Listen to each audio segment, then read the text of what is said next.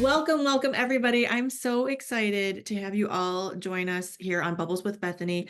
I am really excited tonight because we have a very special guest, Miss Nancy Rodriguez, who you all may know from the Netflix special Love is Blind. I know her as a brilliant real estate investor who I met actually at a mutual friend, AJ Osborne's event. And we met there. I just fell in love with this woman, and you may know her from some things. We're going to talk about so many other things that she just brings it. And I'll tell you one thing, really little secret that I heard just recently about you, Nancy, that a lot of your fans, what they fell in love with is that you actually used your airtime to talk about your properties. So I am so excited to have you here. Thank you so much for joining us today. I Thank you. I really appreciate it. And I know everyone who's here watching or listening is excited too. And Jared, are we live on Instagram too? No, we're not, because I was told that we weren't doing that anymore, but Oh, we can okay. be real quick if we That's all want right. to.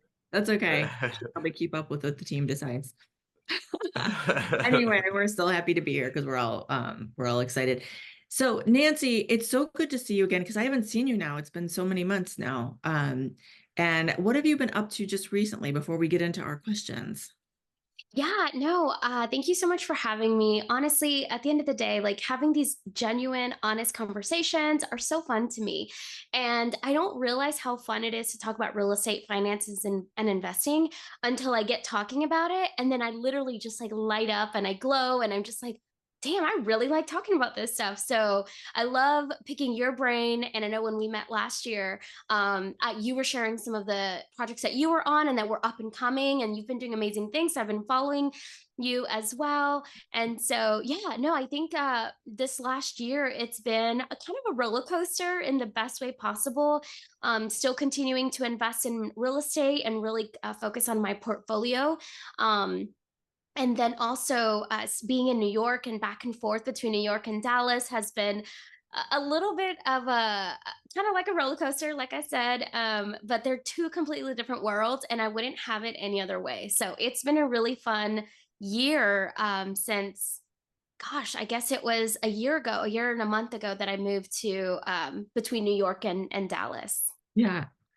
Oh, that's so exciting. And I do want to hear all about your portfolio and all the things that light you up because that's what's exciting. But I think let's start with this because this is the thing that I think this is such a good way to get to know people and for everyone else to get to know you is people think they know you because they've seen you or whatever, but I want to know from you in your words, what is your unique superpower? I I think that for me, really trying to see the details of everything that I do. And sometimes it's a flaw of mine, but then also it can be a really big superpower.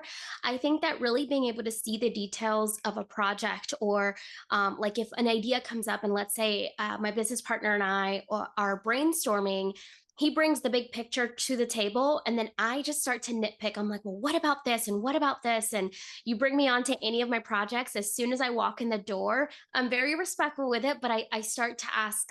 First, I say, can I give some feedback? Is it okay if I find some points for us to discuss? And then usually my contractor, who is either my brother who works with me, or my real estate partner, they'll not 99.9% of the time they're like, yeah, tell us what you think, or tell us where you're at. And immediately it's almost like a word search. I feel like when I do word searches, it's my superpower that I just like find the words in like seconds. It's really cool. But the same thing happens in real estate. Just being able to step into one of my properties and start to kind of find those room for improvement things. That's, I would say that's my superpower. It's like finding those little tidbit details that maybe get overlooked, especially when there's a big project involved. That's a really great superpower to have, though, and I'm sure it really serves you in all aspects, but especially in real estate, when you're trying to pick apart projects or whatever. I mean, I know a lot of people they'll go and I know they say not to do this, right? You don't get emotionally involved in a property, and I think that's a really good skill to have that you can go, okay, now I'm going to find what's wrong with it because then that means if you do it, it's good. You know it's good because you wanted to find what was wrong with it. And it's like the opposite problem a lot of people have, which is like, oh, I'm so in love with this property. I need to make it work. Oh, yeah, totally. That was one of my biggest learning lessons getting into real estate, gosh, almost 10 years ago, was taking my feelings out of it. Because as soon as I put my feelings into it, I was taking things personal. I thought people were mad at me, and it just doesn't work. It doesn't align. So, totally a big supporter to not um, take my real estate investment specifically personal and just to kind of like get the job done, have a checklist, stick to the checklist, stick to the budget, and put my feelings aside for sure.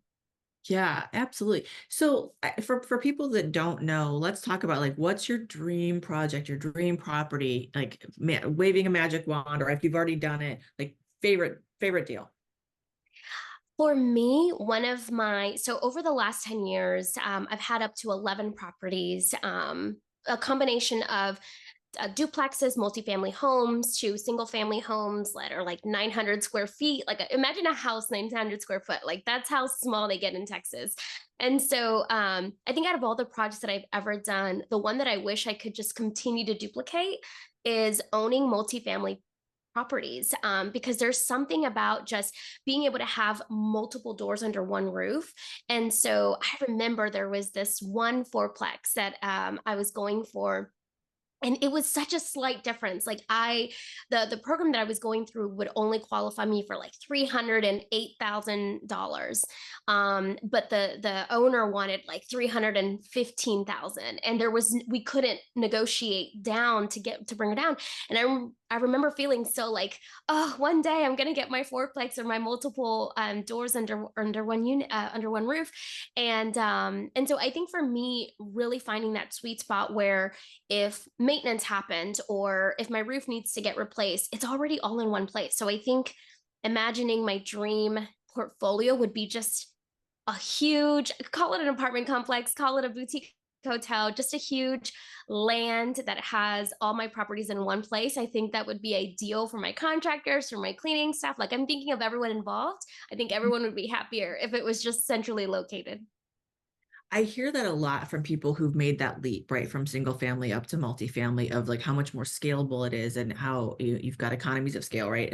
And you can leverage a lot of the resources. I know that is a big benefit, right, of going into multifamily. And then there are people that really like to keep it, like I want to manage it all myself. I want to it's scary. It also is scary. And so I think that really speaks to your sort of lofty vision that you want to expand out, right? And kind of see that scalability, which is fantastic.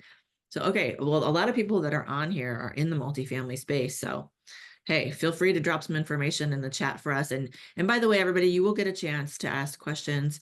I just get first crack because it's my show. And so I get to ask the questions first, but you all get a chance to ask questions. If you cannot either come off mute or come on camera or whatever, you can drop your questions in the chat. I've had some people send in questions for you already because people are really excited to see you.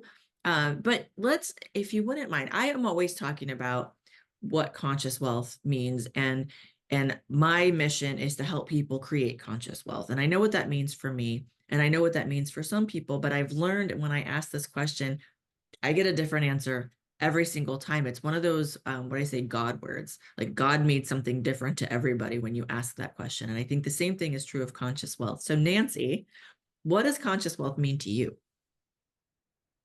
I think for me, the conversation of wealth, finance, savings, that was never like a vocabulary that was used in my upbringing with my family.